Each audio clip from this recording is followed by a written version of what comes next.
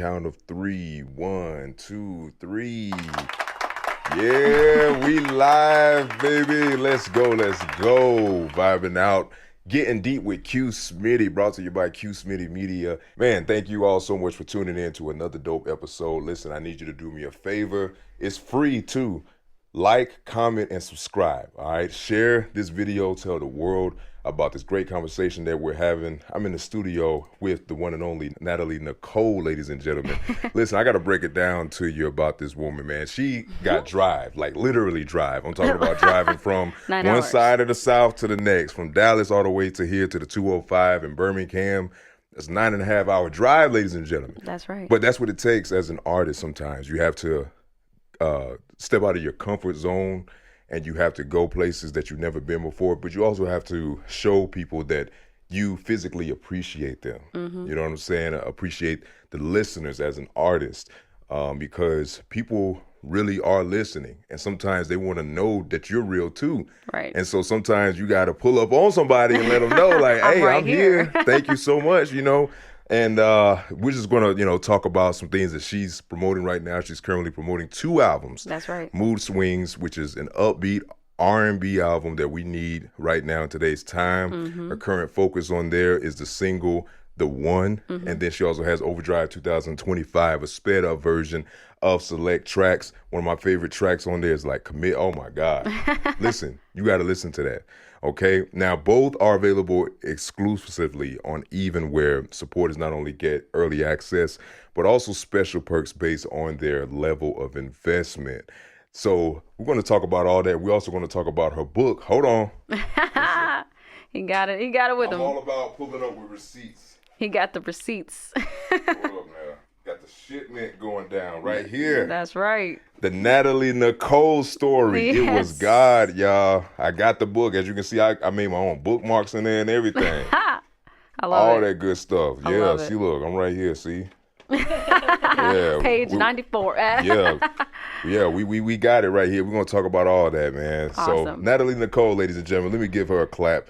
Round of applause one more time. Yay. How you feeling right now? I'm good. I'm happy to be here. Happy to be here. Still got some energy left in you after that long drive? Yeah. I mean, I've been up since 3:30 a.m. So, hey, we're here. Eyes open. hey, you're a solid one for that. I remember you told me that you actually have driven 21 hours. Yes. Well, I might as well say 24 hours. You've driven 24 hours before, Basically, right? yeah. So, what was that like? I mean... draining. You lose brain cells when you drive that long without stopping. So it was tiring, but this drive was light work. It was nice. Okay. And from my understanding, that 24-hour drive, that was from California to Texas. To Dallas. And you were in Los Angeles for some time, huh? I was. I lived there for about 2 years. So you being from Texas and you, traveled to California to pursue this music career, can you just describe what it was like to take a risk on yourself like that? Because you went out there pretty much by yourself. Yeah. You didn't really have family out there like that, did you? Well, my mom came with me. Your mom came with you, but even then, like it's just you and us her. Too. Yeah. You know, we didn't have anybody else. It was pretty interesting. At one point, we became homeless for 11 months. So out of the 2 years we were there, we were living out of the car.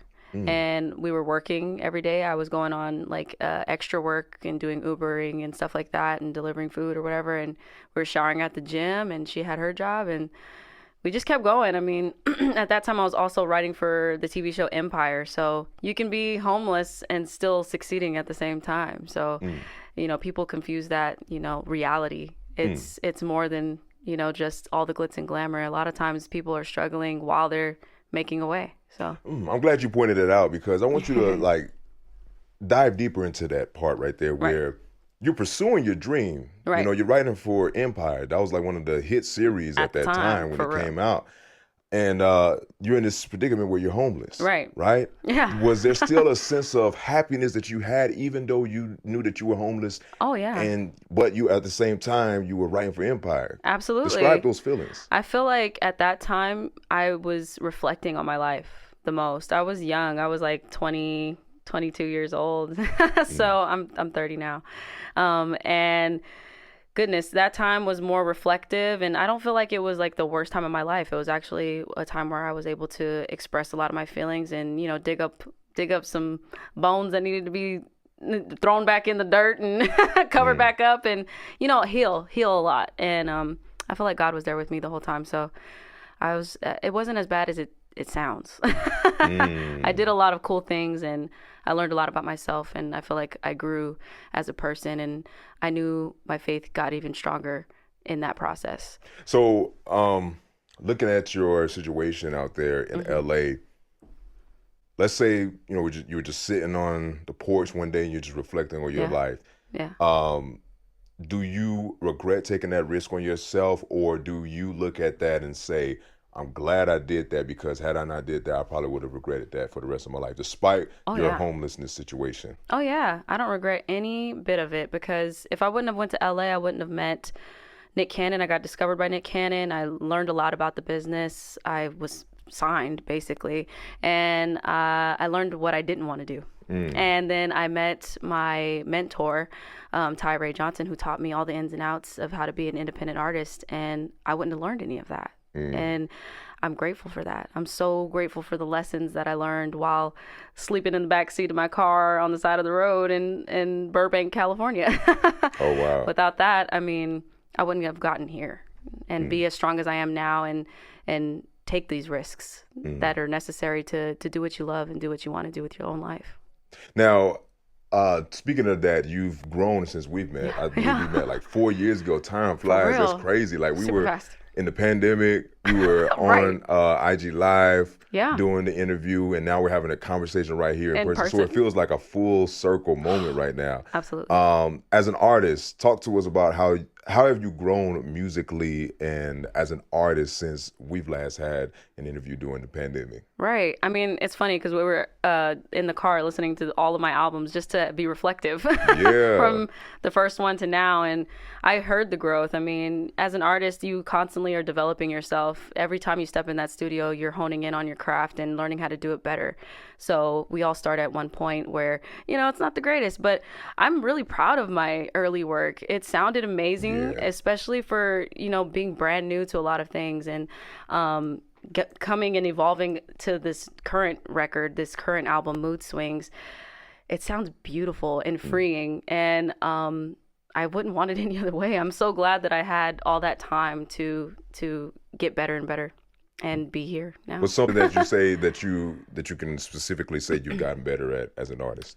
I've noticed, I always geek out at this. Okay, so when I was younger, I was told that I couldn't do harmonies, right? And like, you're the lead singer, you're not supposed to do the background harmonies too. You're supposed to hire people to do that. I'm like, no. So over the years, I continue to practice and practice and practice. And every record you hear of mine, I'm all of the background vocals. Wow. I am the main vocal and the background vocals. If you hear a low, low, low sound, it's still me. So I'm just proud of that. I know that part of me has grown so much. And every time I hear my background vocals, I nerd out about it. Oh, wow. And I learned so much for like Mariah Carey, my favorite artist, and how they arrange records, and Brian McKnight. So I took what I learned from them and taught myself. So I'm proud of that. That's a big growth area for me, is doing my background vocals. And what's crazy is, like, sometimes the things that we know how to do the least ends up becoming one of our best traits. Things. Like, for me, like, I can't stand doing lunges. When I'm working out, I hate doing lunge, whether it's forward, but you'll backwards, out-lunge everybody else. I out-lunge every single last one of the dudes in there, because I have yet to see a dude in the gym do any lunges, like, unless he's some cross, whatever they call it, CrossFit, run, whatever, just in the gym doing their thing. Constantly, but a lot of times they're in the squat rack or the bench press, so I'm taking a risk on myself trying to get these lunges right. You know what I'm saying? So it's all good. But this is the real life tour that we're talking about right now. The real life tour. So I want you to picture yourself as a movie director. Okay. All right. If you had to be a movie director to the real life tour, what would this movie be about, and how should your fans relate to this? It's really about being real and giving you the insight and the moments through reels, like on Instagram and TikTok and all the other platforms that we got. So basically, it's just giving you an insight to who I am. And when I show up to these places, it's because I want to get to know you better too. And I want you to see me as a person. I don't want, we were talking about this off air. I don't want to be perceived as this unreachable person. I am a real human being. I have I have a regular job too. I'm a teacher, and I'm an artist. And I want you to know that whenever you are striving for something, there's no wrong way to do it. What subject do you teach? I teach, well, PE. PE, okay. So I'll be running. I'll be doing the lunges. Oh, snap. Okay, you doing the lunges. I race the kids. It's so much fun. It keeps me, active. Oh, snap. Extra active. But yeah, I love PE. That's my favorite thing. The favorite subject that every student loves. Oh, right? yeah. You know, They love being like they in look there. forward to seeing the PE teacher, because a lot of times, are you the type of PE teacher who makes sure everybody excited? You just like, I just do it kind of with chill. them. I do them? it with them, and I'm intentional with that, because when they see you doing it, they want to do it. They want to do it. And when okay. you play with them, they're more bound to like do what they're supposed to do if you're in it with them. When they're by themselves, I remember being a kid too, and I was thinking, man, why are my coaches making me do all these up downs and all this stuff, and they're sitting there on the bench? Like, I want to see them doing it with me. Hey, that's dope. That's dope. And kids love when you're interactive. Oh, yeah. They love when you actually treat them like they matter. They respect you more too. They respect you more, instead of just telling them to sit down or telling them to do your homework or study Lead this by or study example. that. Lead by example, and just show them like, hey, you're going to get through this. You're going to grow up and you're going to remember how I treated you. Right. You know what I'm saying? Because I remember how my teachers treated me. Absolutely. And you could be my age beating you at races. Right, exactly. Playing tag, yeah. Yeah, that's something serious. So you're in Dallas, Texas currently. That's where you live. I am. That's where you reside, the Triple D. Yeah. You know, It's a big area. Talk about that Dallas culture. Like, what do you love about it? And where do you see yourself in the Dallas culture as an R&B artist? Man, I mean, there's so much culture. It's almost too much to talk about. We have so many atmospheres. We have like hip hop atmosphere. We have the R&B atmosphere. We have country. We have a lot of things going on all the time. Tons of events downtown Dallas or in Arlington. We have, sports events. It's too much. I mean, you'd have to visit it to really have the insight of what it's like to be in Dallas. It's a little bit like LA in the sense of there's so much going on, so many people. It's constantly growing, and there's more opportunities to be seen and get discovered. And the film industry is growing a lot down there too. So, I mean, you get a little bit of everything, and it's very diverse for the most part. And I would say you really just have to show up. You have to be there. You have to be there to know the true experience of being in Dallas. What's R&B music like down there? R&B, I mean, I feel like it's a lot more hip hop driven, but there is R&B spots. You have to find them though. There's holes in the walls where you can go and you can catch some really great R&B. Like, what is that place called? It's called, goodness gracious, I cannot remember it. Maker's Gym. There you go. Thank you. It's called Maker's Gym, and they always have really awesome events, and it's a really beautiful, like elegant looking place, and tons of R&B people go there all the time. And they have like R&B band come in, and then people play live people's music. So it's kind of like Ashford and Simpson in New York, where they have the live band and they learn your song on the spot and you get to sing, and it's like authentic to the R&B vibe. So that's a cool place. And there's a lot of places in Deep Ellum, downtown Dallas as well, where they have some I've been there before. freeform. Yeah, they have a lot of venues that have R&B there. So, I mean, there's a lot to experience there. You really have to make like a week trip to to experience all of it. But there's plenty to dive into. So it's exciting whenever you get a chance to go out down south to good old Dallas. Have you performed at a lot of venues in Dallas? What's your favorite venue to perform at, and why? Oh man, my favorite? Goodness gracious, I like Maker's Gym. Maker's Gym is my favorite to perform at because of the atmosphere. It has like stairs and it's beautiful lighting. It's really R&B vibes. I've done freeform as well, downtown in Deep Ellum. That's a pretty cool spot. A lot of people go there. But I kind of like finding holes, hole in the wall places where people aren't expecting you to be there. So, and it's like them hole in the walls, that black and mild smoke in the air, Yeah, and then that's whenever you make the most connections with the people, because they're not expecting to see you, and you're a treat for them.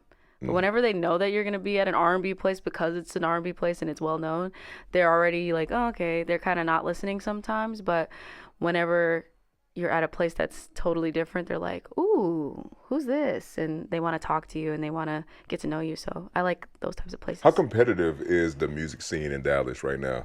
I feel like it's unknowingly competitive. I feel like we all know each other secretly, but nobody wants to nobody talks to each other like that. And I wish it were different, because I love writing like duets. I like creating records that have, women together singing, men and women together singing, and it's competitive in the way where people kind of stunt their own growth because they don't want to work with somebody else, or they don't want to see somebody else shine, and that to me is kind of lame. But I mean, it is what it is. That's part of what comes with it, I guess. But that's one of the reasons why I outsource. I mean, I worked with somebody from here, and you know him, Brandon R. So yeah, shout out to BR. Exactly. So I work with people outside of Dallas too. So if anybody wants to do R&B, especially guys, I love writing duets. And women, you're more than welcome to hit me up.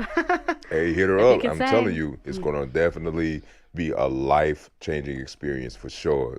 What's your favorite dish to eat in Dallas? Ooh. I know y'all like to eat good over there. We eat a lot of barbecue. I mean, it's Texas, so we have tons of barbecue. Barbecue really be hitting like that? I mean, I wouldn't say it's necessarily hitting in Dallas. In Texas, in certain spots, barbecue, you can get some really good barbecue. Chicken, hot dogs, what were we looking at? Chicken, like, what's it called? Briskets. There we go. That was what I was about to say. What is it called? Yeah. Briskets and chicken and turkey legs and things like that, because we have like a lot of rodeos and stuff where you have the animals. So, y'all got a special barbecue sauce over there? I don't know. Do we? I don't think so. I really think so. I don't know. I'm probably messing up the whole game right now. See, saying I don't know about no barbecue sauce. I'm a barbecue fiend. I'm not going to lie. Like, see, right now I got my top 2 states for the best barbecue. You got the 2 states. Okay. Yeah, I still got I think I tried a little bit of barbecue food in Texas. Right. I don't really remember much of it. So it wasn't significant. It wasn't really significant, right. But I do know Tennessee is number 1 for barbecue right now in my book. Tennessee, then Georgia. The only 10 I see. The only 10 I see, right, exactly. Nashville, right. Martin's Barbecue, hands down one of the best visit. Spots I've ever been to when it comes to eating barbecue food. Oh my God. That sounds good. I'm more of like, I like salsas and stuff, the spicy stuff. If you can get me with some salsa, that's where I'm like. That's where you, okay. I know New Mexico got some great salsa. I know San Antonio got some good salsa. Lubbock, Texas, where I was born. I wasn't raised there, but I was born there. My family, they have their own salsa there. It's bomb. It's hot. It's good. So that's more my thing. But barbecue sauce is good too. Got the salsa. Hey, pour me to the margaritas. Yay. That's all I need. You know what I'm saying? Hey, man, listen, free all my amigos, free all my essays. Listen, ICE came through Birmingham and really did a big sweep. Like, it really hurt my soul for real, because like them food trucks was hitting. You ain't lying. They were setting up shop like on every corner around here. That's crazy. And now they gone now. Man. Like taking it away. Taking it away. Like, that's not right. I love my agua de pina, man. Like, I need that. I need that. She over here with nodding her head too. Oh yeah, that thing. Gonna have you get diabetes with that shit. Mouth watering, yeah. So let's talk about performing live versus performing in the studio. Like, what's the difference in the creative experience that you receive? Oh man, so performing live always gives me a rush, especially whenever I'm in an intimate setting where I can see the audience. Because sometimes, there's too many lights, or, it's dark in the room, or you can't see the audience. But when I can, I like making eye contact when I'm singing, and I like to make you feel the record with every word that I'm saying. So, and I notice when I do that, it makes people feel a little uncomfortable, but then they get so zoned in that they can't unfocus. And that's the goal. You want somebody to be that rolled into you that they don't want to look away. So that type of stuff for live, I love that. As far as being in the studio, that's my zen. So like, that's like being in a cave that I want to be in. It's my sanctuary. It's magical because I get to create something from nothing and give you these vocals and arrangements that are coming from, I feel like it's coming from a higher power. It goes through me and it comes out on the mic. So for me, it's almost a spiritual experience whenever I'm in the studio and able to create something that gets to your ears eventually and depicts and shows and gives you that passion that I have in the studio. Okay, well, let's get into these albums that you're promoting right now. You got Mood Swings, or you got Overdrive 2025. Yes. Mood Swings, why'd you title it Mood Swings? Man, okay. So the story behind Mood Swings is I was in a happier time in my life, which is great. But it was so many different types of happy going on that I made it called Mood Swings. But the song in particular that it's named after, it's two different records that were about to get tossed because they were actually for two other artists. So I was featuring on somebody else's song and featuring on another person's song, and they both were like, we're not putting this record out. So I was like, I'm going to be creative. We're going to put these records together. I created Mood Swings, and it sounded really dope and upbeat and fun.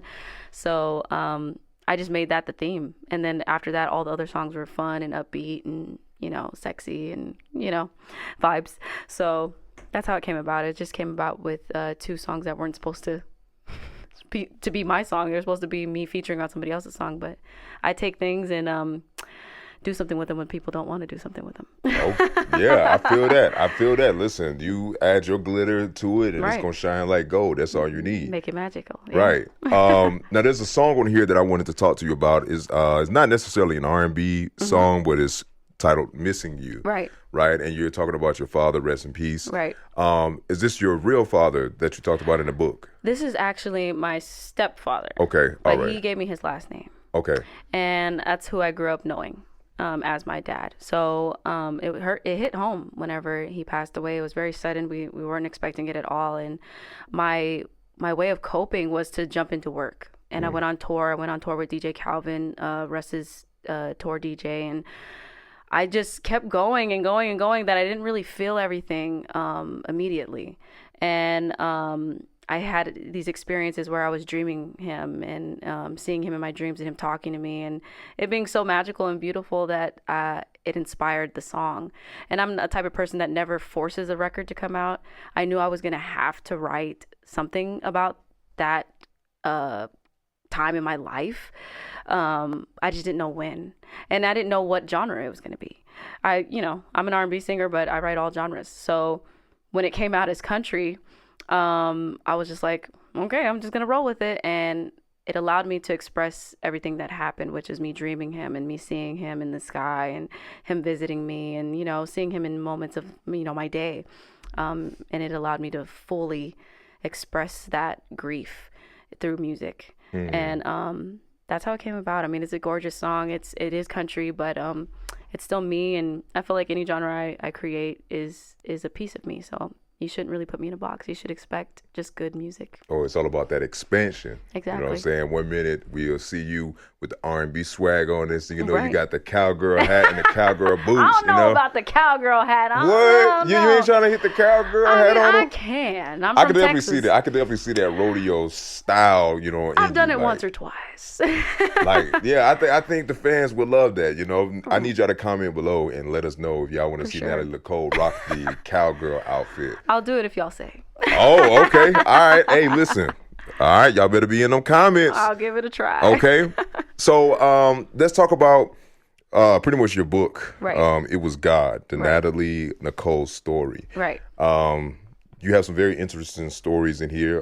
One of the stories being that you were homeless, and also some of these stories in here, definitely are touchy subjects. Right. But I could definitely tell how before, this father that you have, the lack of fatherhood really impacted you. Right. Do you feel like your actions as an artist and as a woman are shaped more by your environment, being a product of your environment, or do you feel like you were destined to be who you are right now? I feel a little bit of both.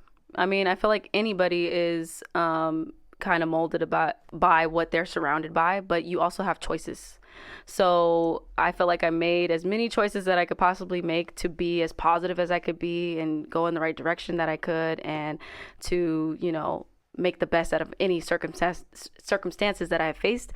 But when you're dealt certain cards, some things will, no matter what, affect you mentally, and you just can't help it. You have to learn how to cope with those things and navigate through them. But a little bit of both. I think I am a product of how I grew up and a product of my decisions. Because that's one of the things that I really talk about, on my radio show, like nature versus nurture, like Right. where we nurtured into being who we are as, human beings, Right. or were we born to, act the way we act? Is this all natural? I think my mom was very nurturing in being creative and being true to who I am and working hard. So that portion was nurturing. I think, there's a sense of me just being me for sure, because there's things that my mom was like, I can't believe you're doing certain things. I would be scared, she would never, right? Or so-and-so would never. That is me, so I still feel like it's a little bit of both. Okay. A little bit of both. Yeah. So, it was God. Right. What do you want the readers to really gain from reading your book? That you don't have to be perfect to have a relationship with God. I mean, there's a lot of twists and turns in my story, and I'm definitely not the picture perfect. I always have a saying that's called keep mastering overcoming boundaries, and to give love, be love, and be loved. So, I mean, it's really about just conquering all your upbringing, trials and tribulations, and then also putting that into your adult life and figuring out how to navigate that and be the best version of yourself that you can be at your own pace, and being honest about it. Okay. Hey, listen, this is a great book for y'all to read, so be sure to check it out. The Natalie Nichole story, It Was God. On top of that, she's going to make sure to send it by the truckload, all right? Right. I got mines in the mail, you know what I'm saying? So be sure to pick it up. For sure. Going back to the music, I want to talk about the music business and the music industry. You've been in this music business, music industry for quite some time. We had some discussions off camera about your main goals. Like, do you want to be mainstream? Do you want to sign to a major record label? Do you want to remain independent? Right. I definitely want to remain independent. And people, that's a controversial topic. People are like, why would you want to be independent? You don't get funds and you don't get this and that. But you also get freedom and choice, and you also get to make country music and then make R&B music and then make rap music and then make Spanish music and do what you want. And that's the whole point of being an artist. I mean, if you want to be mainstream and be popular, sure, go for the label, do that, get that money, all power to you. But for me, it's not fulfilling for me to be molded into something that I'm not, and to not be able to use my creative capacity. I have a lot. So if I'm only going to make R&B records for the rest of my life, that's not going to be enough for me. I want to be able to make everything that comes out of my brain. You know what I mean? Whether that's, it could be, I don't know, punk one day. I don't know, anything. Whatever it turns out to be, I don't want to limit myself. So that's the luxury for me in being an independent artist. And then being able to be closer to the fans. It's me and you. It's not me and my assistant and the other assistant and whoever and so and so. It's me making all the decisions for what I'm doing and what direction I'm going in. Any other time, it's whoever making the decision, waiting to press the button that doesn't exist. I already learned that while I was in the industry, that the button don't exist. It doesn't. Tell us some, insider secrets, something that you know that you feel like artists should definitely know, but they don't know. Right. I mean, there's steps to this. People will sell you a dream and tell you, all we got to do is press that button and that's all it's going to take. But there's work to it. There really is. Even whenever you're on a label, there's still work. And when you do get signed to a label and you have a team that's doing a majority of the work for you, you still have to show up every day and be what they want you to be. That's a job, right? So they say to pick a job that you love for the rest of your life and you never work a day in your life. Well, that's what you're choosing. So I rather choose to wake up every day of my life and make all the decisions for myself and not rely on somebody to press the button. I can press my own button. There's tons of buttons to press. Which one are we going to press today? You know what I mean? There's no certain button that's going to make you famous. There's no certain button that's going to make you viral. You have to be consistent. You have to be patient, and you have to deal with getting bored sometimes with doing it repetitively. It's just like being in the gym. You show up every day to build those muscles. And if you don't, it won't be as fit as you want it to be, and it won't look as good as you want it to look. But that's the reality of it. There's work to it. Do you think industry plants are real? Absolutely. I know some. Now, industry plant, because see, the way I perceive an industry plant is a little different than everybody else. Like, of course, the industry plant is someone who has already been in the industry, who's been working behind the scenes as maybe like a songwriter, right? Or just somebody who's been making beats, if they're a producer or whatever. But they've been putting in that work, like you said, over the years, and then now it's like they're next in line. Right. You know what I'm saying? Like, I feel like that's what they don't tell you about an industry plant is like a lot of times most of the time an industry plant, they might necessarily have already been planted in the industry, so to But speak, they paid their but they dues. still paid their dues. And I think a In lot that of times, regard, yeah, they don't really see that side that, they right, paid their dues to even be considered as an industry plant. right. What are your thoughts? In that regard, the way you explained it just now, I agree wholeheartedly that, hey, you paid your dues. You did your work. You stayed in there and you waited your turn. But I've seen the opposite where they're not really paying their dues. They're just hanging out. And then they keep releasing records or doing whatever. They do a process that's not really a process, and they suddenly have all these views and suddenly have all these streams and things like that. And I've seen too much to not know the truth, basically. I agree that, yeah, there's some people that really do work their butt off, and like Mooney Long is one of those people. She worked her butt off, but then there's other people that didn't do the same and are getting a lot of opportunity just because they're hanging out. And I don't necessarily agree with that part, but it is what it is. I mean, it's up to you what you sacrifice. So Networking. Is networking really networking, or is it more so of like, hey, like we just have a natural bond with each other? I vibe with you, you vibe with me. I'm so there happy to is be in moments this of that. leadership position, and now There's moments of that, You know. but a lot of the time it's who you know. It's who you know and who knows you and who you can get you things and or what you can pay for a lot of times. But sadly, I mean, and that's revealing itself now. I mean, it's all over social media. I mean, that's what we hear about all the time with Spotify and all these different platforms that are, taking advantage of the artist. The label's been doing that forever. So, I mean, it is what it is. Do you think the entertainment industry inspires the way other industries work, or do you feel like all these industries work the same, whether it's business, whether it's food, whether it's music industry?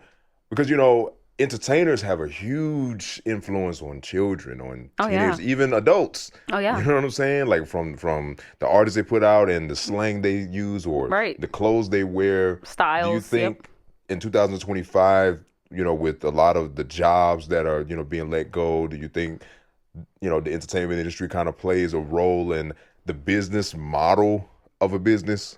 Yes and no, and hopefully people are learning from that, though. Hopefully people are witnessing it's kind of crumbling in a way, and they find a different business structure because it's not the most sustainable. So, I mean, and we're witnessing it. We're witnessing. That's why there's so many more independent artists. That's why there's so many people just doing it on their own, because they're realizing, I mean, I have this fan base. Why do I need to go, get signed too? I have these people right here in front of me. I can email these people. I can message these people. They'll buy my merch. They'll buy my album. Why am I looking for somebody to run everything and then take 80% of it when I'm doing all the work?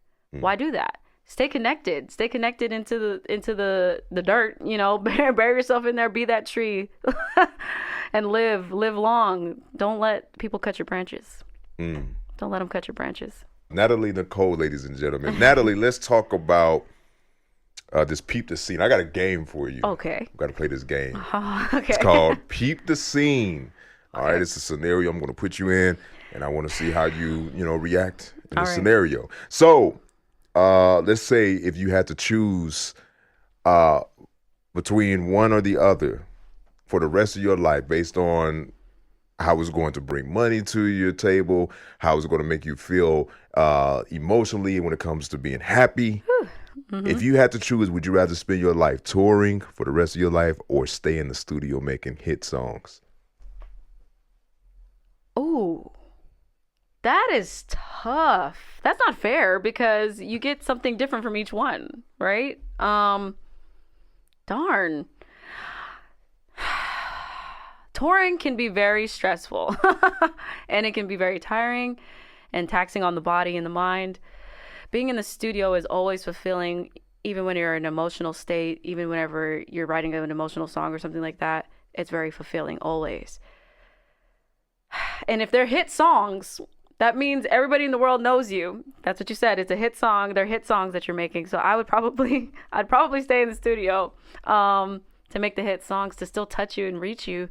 But not like, get completely drained for the rest of my life, because it's hard to be on tour. It really is. I mean, I'm on it Yeah. now. I'm on it now. You're now. You just made a 9.5 hour drive. Exactly. So it's Like taxing. those sunflower seeds can last for so long. You know what I'm saying? Right. Like It gets tiring. It does. yeah. But I mean, at the same time, I think also if you're a traveler, if you're an adventurer, Right. you know, can you enjoy like to that. just enjoy the scenery and stuff like that. I think it does has its perks that Right. come with it, and then you get to meet new people, meet new cultures and stuff like That's that. true. Another scenario that I wanted to throw your way. Okay. So, if you had to choose any city in the world that you could go to and just be there, bask in the creative energy, and bring out the best work that you've ever brought out, what city would it be and why? I would want to go to Nashville, Tennessee, because I've heard that they have really awesome, just literal places where artists can go and like get away. And they have in studios at these like houses and places. So I would love that, because they have like a good atmosphere. That's a perfect place to be creative. Or like Colorado or something like that, to where you have these mountains. Or I like wilderness, so anything that I can see visually that just looks beautiful, that would be a place that I'd want to be.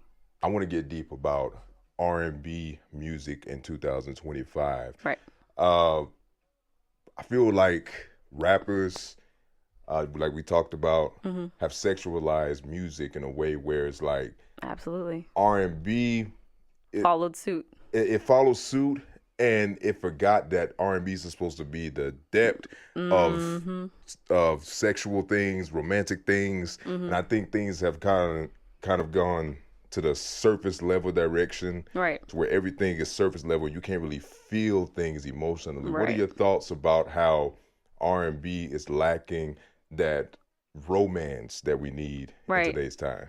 Well, we also mentioned that people might be lacking romance in general, like in their relationships. So that might be a role too. But I do believe that things got sexualized as the forefront because it was popular to do. It was the thing to do. And R&B vocalists decided, hey, well, that's what's selling. So, sex sells, right? So that's what they did. But I think they want to do more romantic things, but I think people are kind of scared to do it, to be honest. They're afraid of audience rejection. I don't think that they know that people are really missing it.